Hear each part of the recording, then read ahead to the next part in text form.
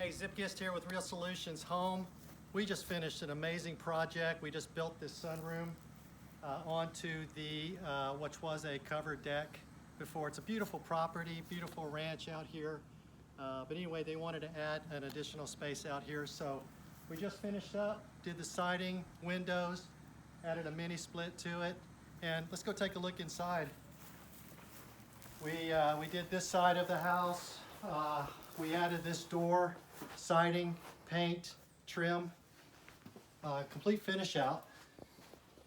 Come on inside. Custom made the double doors to fit this custom space. Tile, paint, windows, trim all around it. It was a little bit of a challenge because nothing was square. So it took a whole extra day just to trim this thing.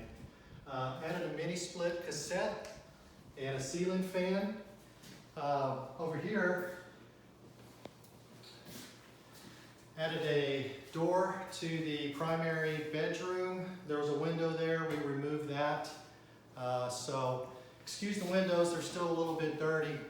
But anyway, if you're looking for a room addition, you're looking for a sunroom, anything that you need, give us a call at 210-862-4995. It's Real Solutions Home. We can come out, we do complimentary estimates, and this is the great finish out you get.